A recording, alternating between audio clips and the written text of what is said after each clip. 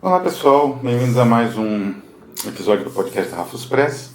Hoje vamos ter um especial espeleologia, diretamente relacionado à temática da psicogeografia que domina aqui o canal nas últimas semanas, né? Por conta da nossa atual campanha no Catarse, Perspectivas, Mapas e Linguagens. Vamos falar um pouco sobre viagens, relatos de viagens, narrativas de viagem. Os relatos de viagem, eles têm uma, digamos assim, uma base muito sólida na cultura ocidental. Eles são realizados há muito tempo pelos mais diversos autores, com as mais diversas, digamos, abordagens e formações. A gente vai falar um pouco disso. Algo que se relaciona diretamente com a própria ideia de deslocamento, né? O ser humano, ele foi nômade em determinado momento, digamos assim, da nossa escala evolutiva.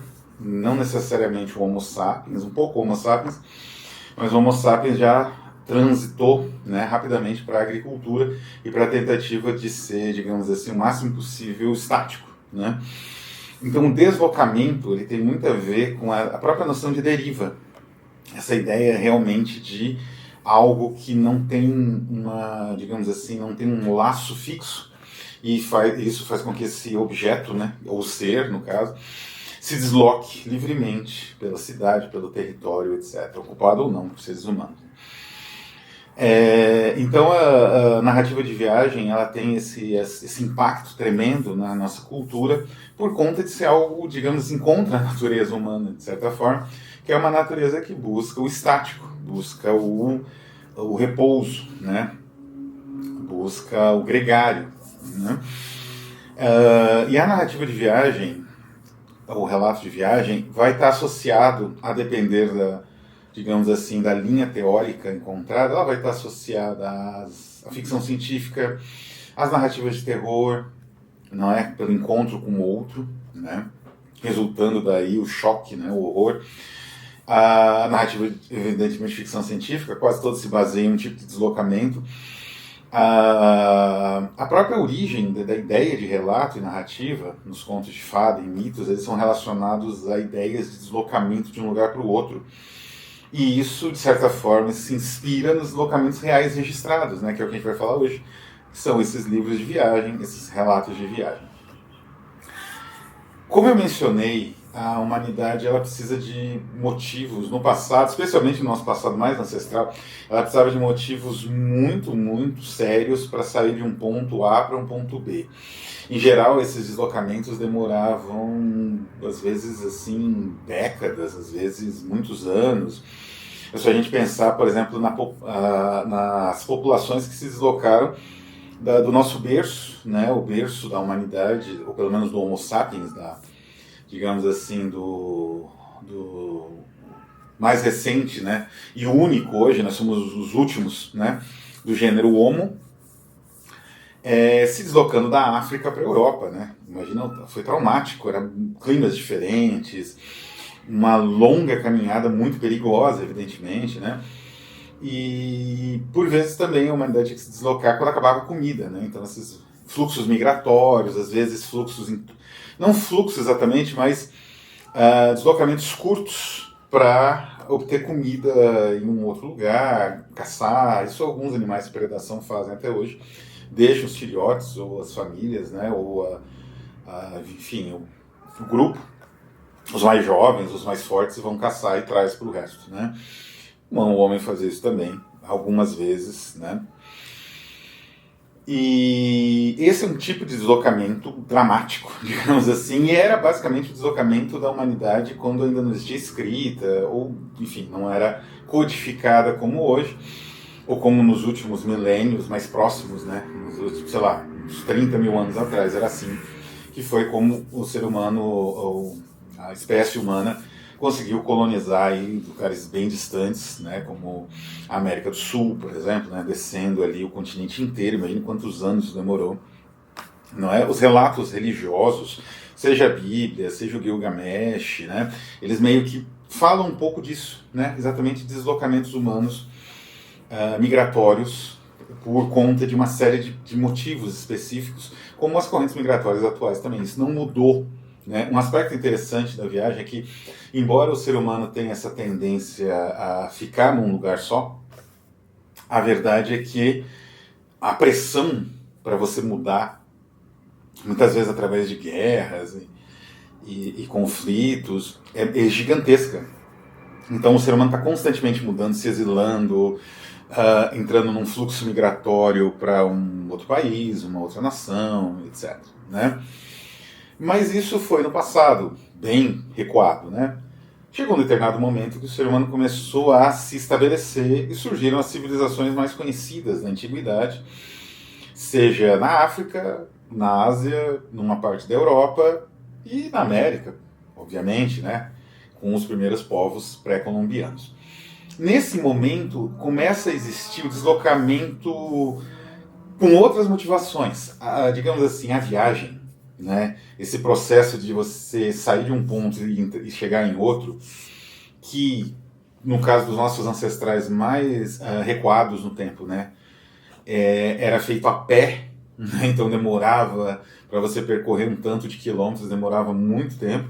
Por isso que eu falei, né, como esses deslocamentos eram lentos, né, até como, por exemplo, o Êxodo da Bíblia, né, é um deslocamento do Egito até, é rapidíssimo hoje em dia, não são tantos quilômetros assim, mas evidentemente na época era um deslocamento que demorava anos, né, meses pelo menos. Com o estabelecimento mais concreto, né, de civilizações, como eu falei, nesses eixos entre a Ásia, a África, a Europa e a América, você passou a ter, já foi possível, né, realizar viagens por outros motivos que não essas traumáticas correntes migratórias que, como eu disse, continuaram existindo, porque elas existem até hoje. Né? E que motivos seriam esses? Né?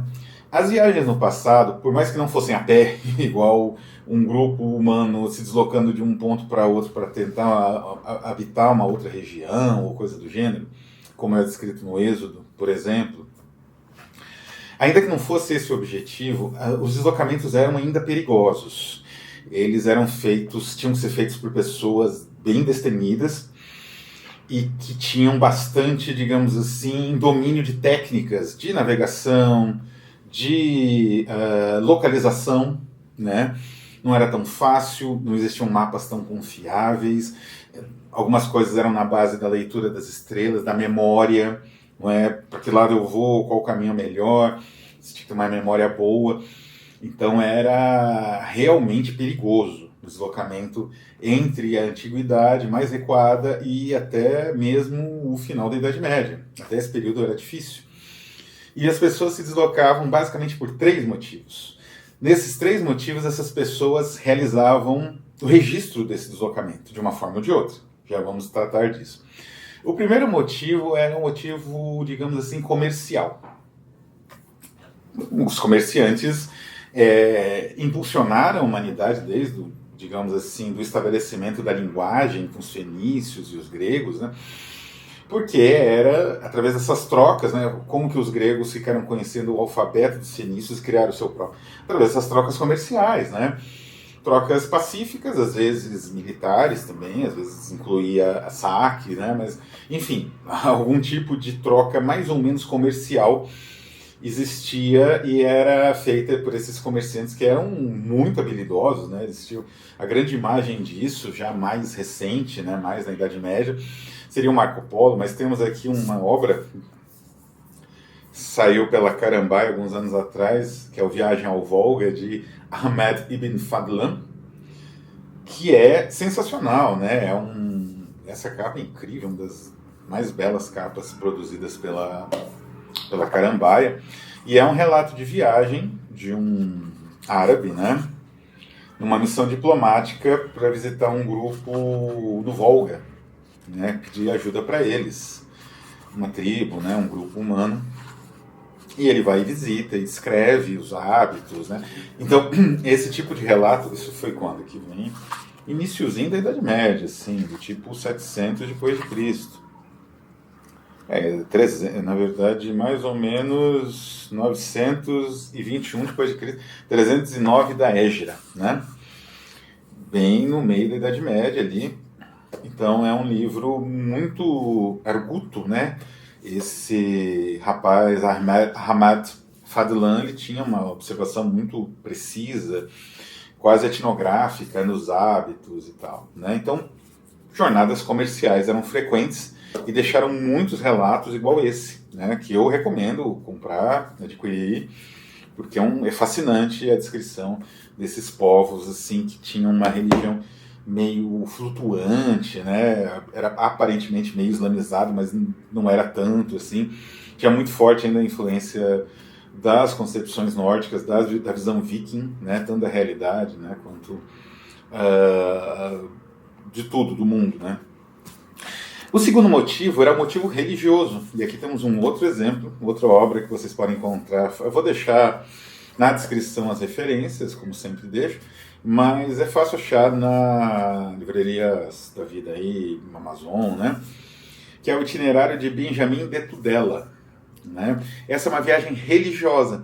As viagens religiosas, elas eram muito importantes, eram as peregrinações, né? Elas estão registradas em diversas obras de literatura e elas eram importantes porque era um tipo de viagem que você realizava destemidamente, né? E sem aquele objetivo comercial mais explícito. Então você ia para visitar um monumento, para visitar uma tumba, uma relíquia religiosa, ou para participar às vezes de algum tipo de seminário, de debate, né? Que era muito comum até na Idade Média em algumas regiões. Durante a Idade Média, debates religiosos para saber quem estava com razão, se um árabe, se um judeu, se um cristão. E o Benjamin de Tudela, no caso, ele faz uma peregrinação gigantesca pela Europa, África e Ásia, né? Ele nasceu em Navarra, para visitar, antes da Terceira Cruzada, né? Para visitar Jerusalém. É uma peregrinação até simples, né? Mas, como eu falei, você tinha que fazer caminhos loucos, porque não tinha como saber se estava em guerra. Essa região já teve uma guerra e está tudo destruído, então não existe segurança ou lei de hospitalidade. Então você pode ser uma vítima ali, né?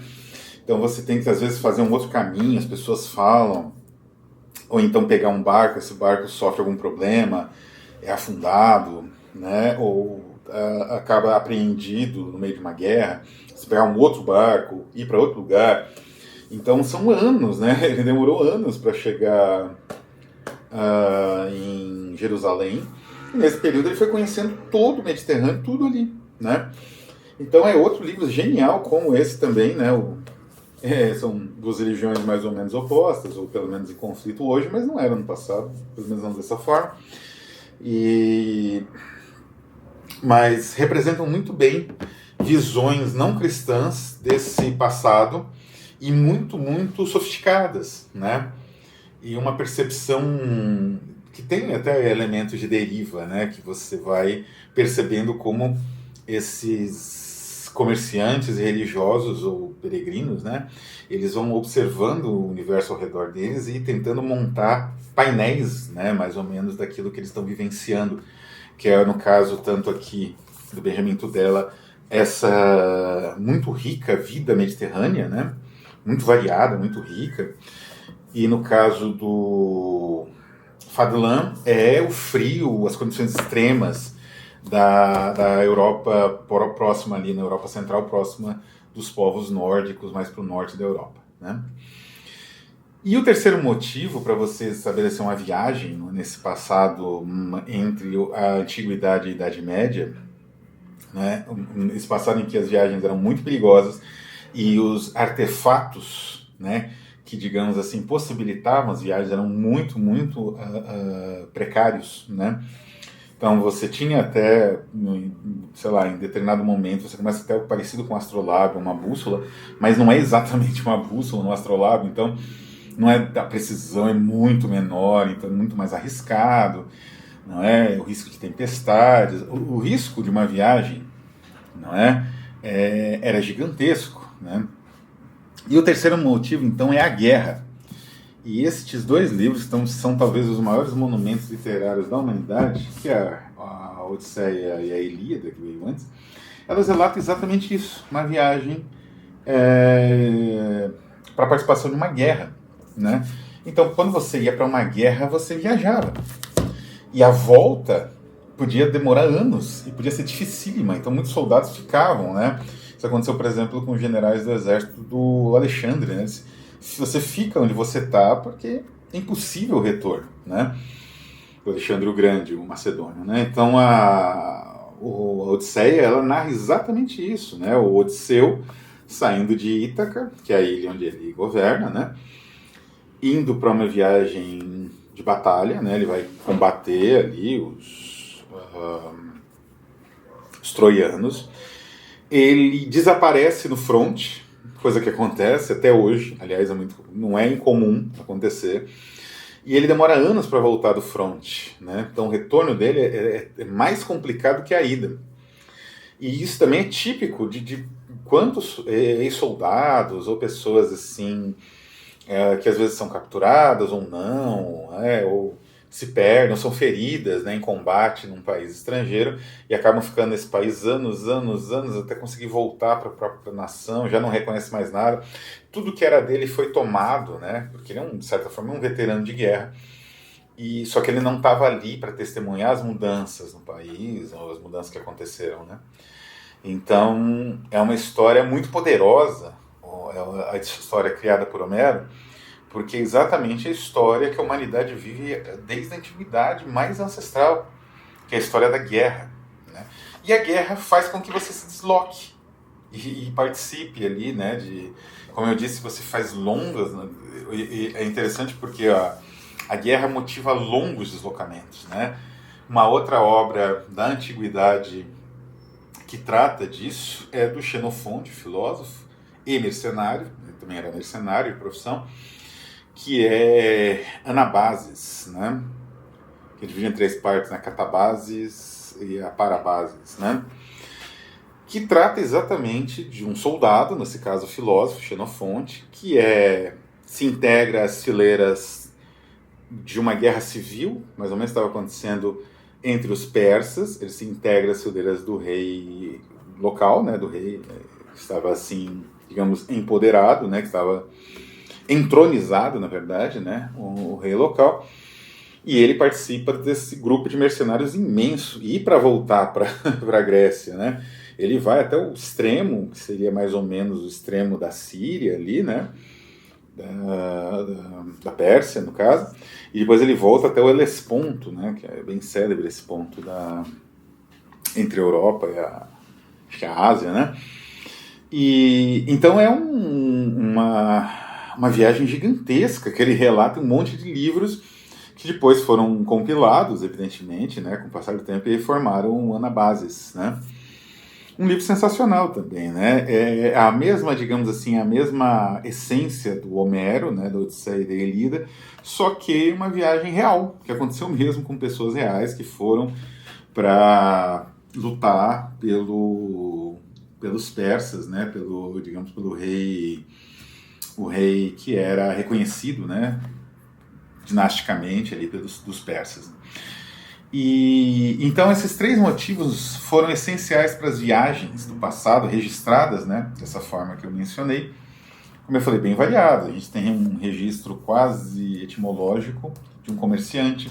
A gente tem uma visão mais, não digo poética, mas uma visão mais analítica, né, de um religioso. Temos a construção poética de Homero, que é basicamente isso. Mas, com o passar dos anos, mudou-se e houve uma outra, digamos, mudança importante, que foi o surgimento das nações modernas, né? Isso já no final do século ali 16, 15, 16, né? Com as colonizações, né? O mundo começou a ser um pouco mais mapeado, né? Só existia um mapa mais confiável, né? Feito tanto de observação quanto pessoas que chegaram naqueles lugares e determinam o tamanho, o diâmetro, etc. E aí você passa a ter viagens que são feitas mais... Esses 3 motivos continuam existindo, existem também até hoje, como as viagens dos nossos ancestrais mais recuados no tempo, né, como eu falei, essas peregrinações, essas mudanças, né, motivadas por guerras, né, ou pela fome, existe até hoje. Existem também essas viagens, essas 3 categorias que eu mencionei aqui, existem também até hoje, mas passou a existir uma categoria de conhecimento, não viagens voltadas ao conhecimento. Eu vou mostrar depois, né, com mais calma, os livros, por exemplo, do Capitão Cook. O Capitão Cook, ele fez uma viagem imensa pelo mundo todo. Os portugueses foram os primeiros, né, a fazer viagens de circunnavegação, registrando tudo. E o Capitão Cook, ele fez uma viagem imensa também, quase de circunnavegação. Ele percorreu ali a Austrália, a costa inteira da Austrália, da Oceania, né, dos países da Oceania. E é fascinante o relato dele. O Richard Burton, que entrou, né, o grande explorador, né, ele entrou em Meca, o primeiro homem branco a entrar em Meca, homem europeu, né? E eles... É uma viagem de conhecimento. Existe o elemento comercial, essas viagens, existe o elemento religioso, que muitas vezes tinha algum tipo de missionário junto. Existe um elemento militar, porque essas embarcações eram militarizadas, né, eram weaponizadas, elas tinham um canhão, elas tinham um comandante, uma disciplina militar interna, né, que tinha até pena de morte e corte marcial, né, para os marujos que desafiavam ou se rebelavam. Isso também gerou um monte de filmes, histórias diferentes. Mas o conhecimento era essencial, né? A descoberta de novos territórios, Polo Norte, depois de um tempo, lá no século XIX já, né? Isso se vincula a uma ideia da Grand Tournée, né? A Grand Tour, que era uma noção que surgiu na Europa de você ter um período da sua vida que você viaja para conhecer outros países, em geral a Itália, né? E tentar absorver o máximo daquilo para retornar para Oxford ou para Sorbonne, para desenvolver, né, aquilo que você aprendeu em outros lugares, né, ter um contato com a cultura clássica em loco. Então a viagem passou a ser de conhecimento também, e isso, claro, cria o lazer. E aí a gente chega na viagem contemporânea. Os guias de viagem contemporânea, que também gosto muito, coleciono vários, não acho única a linguagem, o jeito como descreve, é uma espécie de psicogeografia elementar, né, do guia de viagem. E aí a gente chega em algumas coisas bem sofisticadas, que eu vou ter um vídeo só para tratar, como este livro aqui, o In Patagônia, do Bruce Chatwin, que é um relato de viagem muito peculiar. Não vou dar muitos detalhes, eu vou comentar com calma num vídeo específico sobre ele. Ou essa série, né? Por exemplo, aqui do Jean Banville, sobre Praga. Tem outros, né, sobre outras cidades do mundo e tal. Mas, enfim... Essa é uma pequena, digamos assim, visão geral da viagem, como se relaciona diretamente ou indiretamente com uma noção de deriva mais complexa, né, mais relacionada à própria percepção do deslocamento, né, como é difícil às vezes o ser humano se deslocar por conta dessa nossa tendência em ser gregários, né, em ficarmos sempre no mesmo lugar. E aí, quando você se desloca, o quanto de descoberta é feita, né? O quanto isso é importante para a sobrevivência da própria humanidade, né? Tanto para procurar alguma coisa para comer, porque não existe no lugar que foi deixado para trás, como para a percepção de outras realidades, a descoberta, né, da natureza, de outros animais, de outras formas de vida e de, digamos assim, de existência no nosso planeta. Vou ficando por aqui. Um abraço a todos e conheçam a campanha, né? Perspectivas, Mapas e Linguagens, está no Catarse, link na descrição. E até a próxima.